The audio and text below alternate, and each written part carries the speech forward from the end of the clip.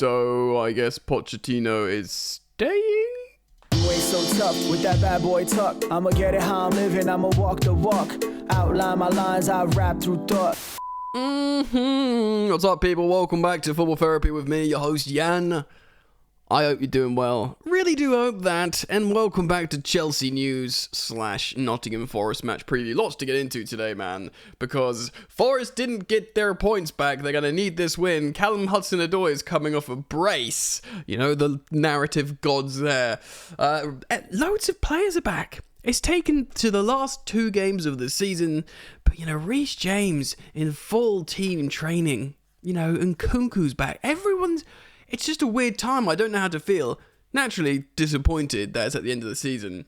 So we're going to talk about that as well. I'm going to talk about how I think we should play to try and get this win and hopefully secure 6th place. Pochettino sounds like he's staying and planning pre-season as things stand. So we're going to get into the whole vibe, the whole situation at Chelsea, as we always do here on the channel. So thank you for joining me. There's a lot of stuff I want to talk to you about today.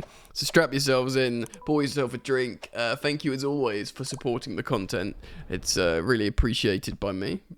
So thanks for that. All you got to do is like, subscribe. If you choose to subscribe, hit that ruddy bell notifications icon. Right, good news first. Ding, there he is. Star boy. Cole Palmer was won April Player of the Month. There were some good other players in there, but come on, man. Cole Palmer, he got 2 hat tricks. Consecutive home hat tricks, including 1 perfect hat trick with an extra goal. I think he got 8 goal involvements in 4 games across the month, including 2 hat tricks and a perfect hat trick.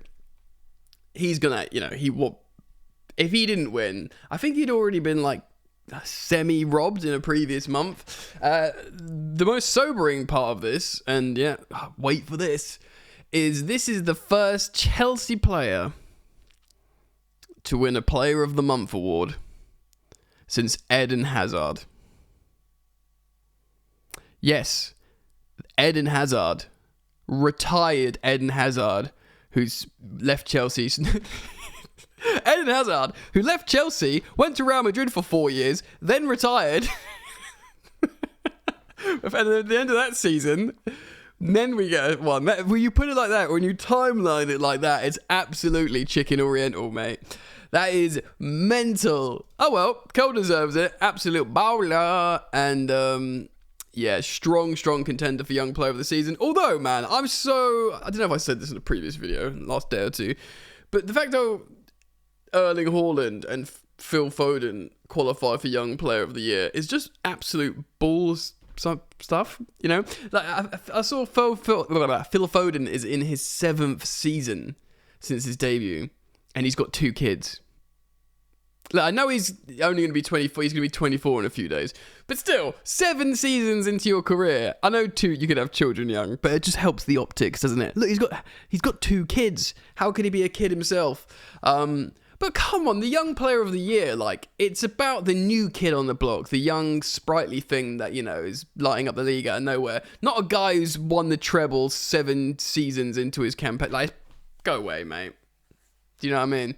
Go away. All right, then. We're going to speak about injuries, and we're going to talk about the game and how we can go about the game. But before I show you our current injury list, I want to show you this. Many of you have seen it on social media. I put it on my Instagram. This is, for this season, total injuries and games missed from combined injuries. 54 injuries. I don't really know how to be a sports pundit about this, except say a few times the number 54. 54. 54. It's a sickening amount of number. People every now and again would speak about Arsenal, they've had a tough time of injuries in their title race. 21. The Newcastle was like the headline box office. How is Eddie Howe? No wonder Eddie Howe's season's falling apart. Look at their injuries. Poor Eddie Howe. 38 injuries. Deep empathy, sympathy, Eddie Howe. 38 injuries is a lot. 54. Someone put on my Instagram, champions of hospital, you'll never sing that. Very much, that's us. Nice to be top of the league or something for a while though, innit? Yeah, man, that is just absolutely sickening, abhorrent, unacceptable, peculiar, quite funny. Like, how can you get to that point? That is just absolutely, I don't know, man. Like, you know, so you get to a point with something and you just can't compute it. Like, a multi-billion-dollar organization with a medical department that has that, it's just weird. Like, it's almost like the medical team works for Arsenal and they're like trying to destroy us from the inside. I can't think of anything else for it to be that incredible and sensationally bad. Alright, let's talk about our injuries. And look, there's a list there, but I tell you what, this is positive viewing. Look, we know Lavia is out for the season. We know Wesley Fofana wasn't going to, do anything.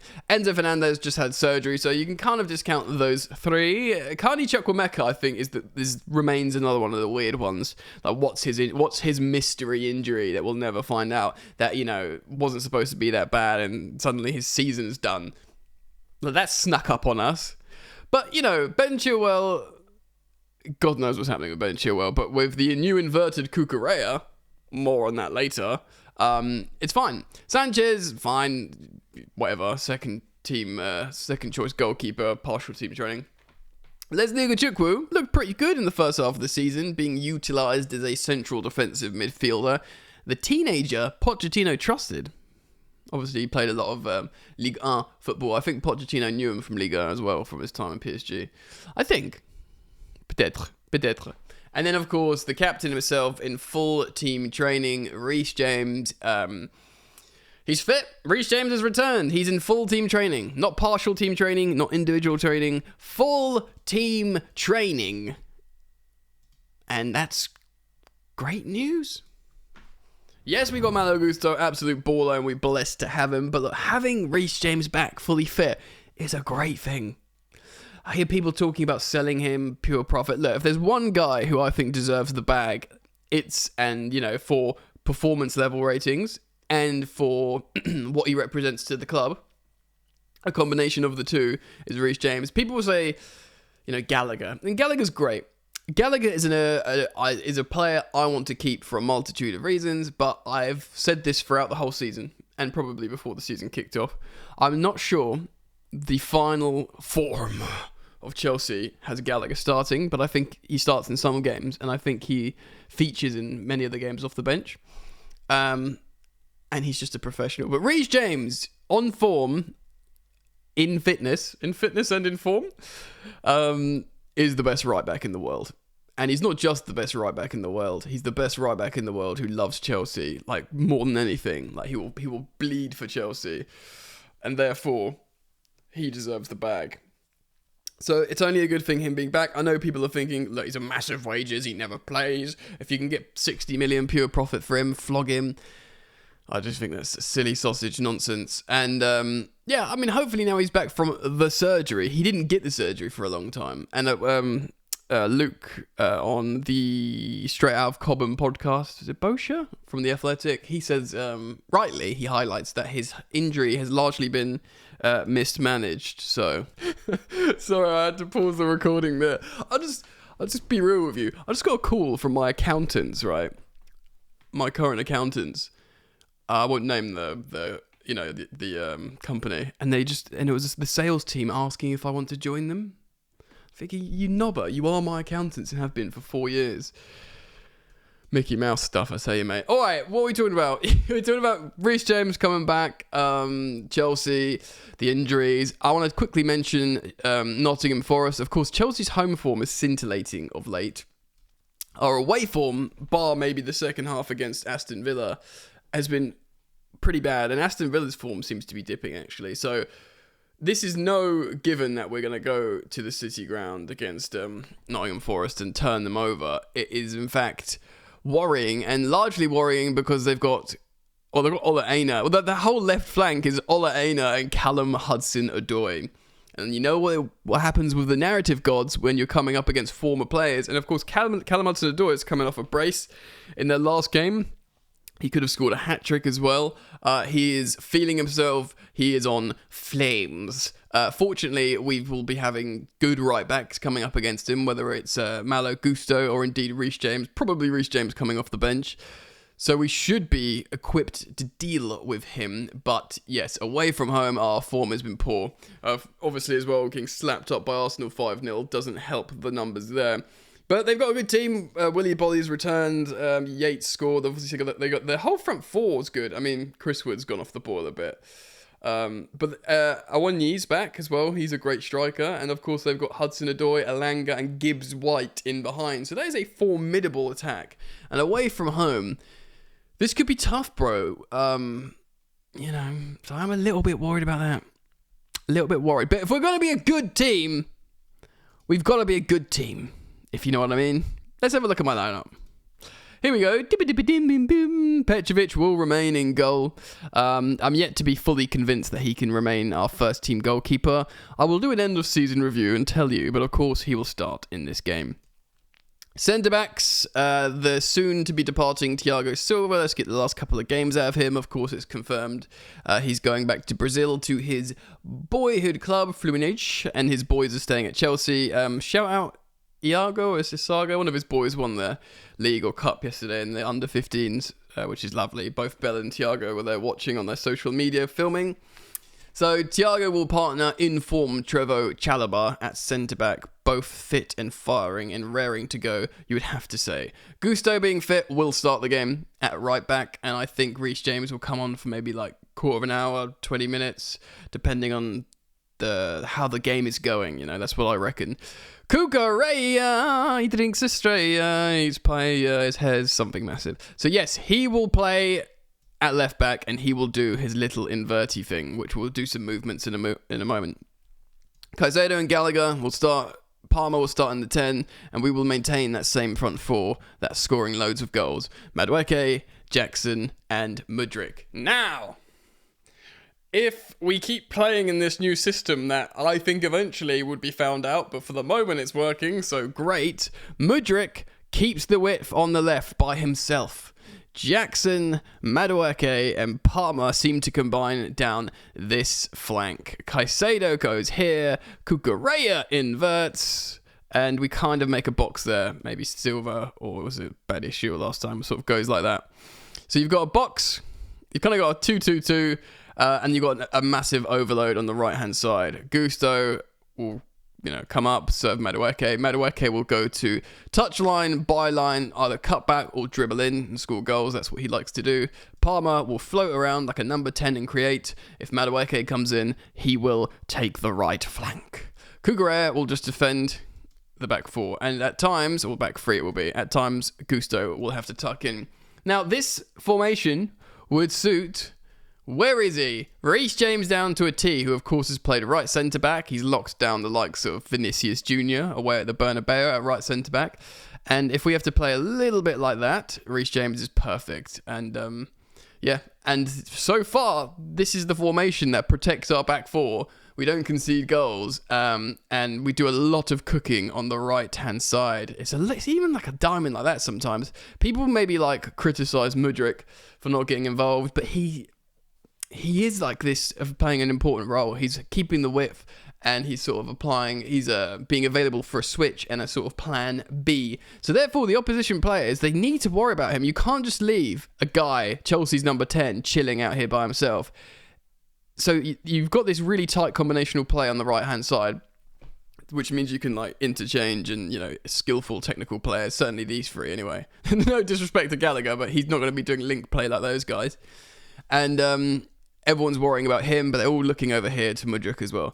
And of course, there'll be times when you play more conventional out of possession. We've seen it many, many times. So just keep James on for the moment. It is a 4-4-2 with Jackson and Palmer pressing. Out of possession 4-4-2, when you change the phase of playing, get up the pitch, it reverts to that Cucurella inverting and everyone's sort of going over here. And that is how we play football. Now, the Chelsea away support is sensational. If we can summon, it's later in the day, it's a 5:30 kickoff, so hopefully they've had a few beers in them. I don't condone that, but for the strong away supporting the team. You know, it's very much last, like, you know, very much in the run-in now. Thiago Silva's final few games, like, you know, Reece James is back. If they can keep that going, the confidence of Palmer, Madueke, you know, Palmer's been nominated for Player of the Year, Young Player of the Year. He cleaned up at the Chelsea Awards. Nonny's just in good form now. You know, people will be buying him on their FPL, which is good. Jackson beating Drogba's first Chelsea season. Cucurella inverting. You know, Gallagher getting tifos at Stamford Bridge. Mudryk, you know, sort of plodding on. He's not being sensational, but the fans are supporting him, and, you know, there's no negativity on him really because he's part of wins. Just keep it going, gently keep it going. I think this is going to be tough. We're at the point now where predicting what Chelsea are going to be like, even though we've been good, would it nothing would surprise you in this game, would it? Let's be real. But if we need to try and take maximum points and hope Newcastle lose a game or draw a couple, which is unlikely. I feel they can win out, but, you know, if somehow Man United beat Newcastle and lose their other games, ideally, and we win out, we get 6th, and then we could probably get Europa League. It's unlikely, but it's possible. Obviously, you've got to win this game, otherwise the whole thing's pointless. That's the thing. You lose to Nottingham Forest somehow, you draw, and the mood just changes. Everything's like on a knife edge at the moment. But I'm going to be positive, and I'm going to say Chelsea win this game. I don't think we'll, like, especially with Willy Bolly back and stuff, I think we'll win maybe a bit squeaky. And I think because it's away from home and our away form is poor, I think maybe a 2-1. And maybe, like, I don't know, a Hudson-Odoi goal for the narrative gods. But I think we'll take all 3 points away at Nottingham Forest. Of course, they didn't get their points reimbursed from their appeal, so they will be desperate to secure safety in the Premier League. Let me know what you think, guys. Please do comment down below. I can't wait to read your comments, as always. I'll thank you for joining me. Like, subscribe. See you soon.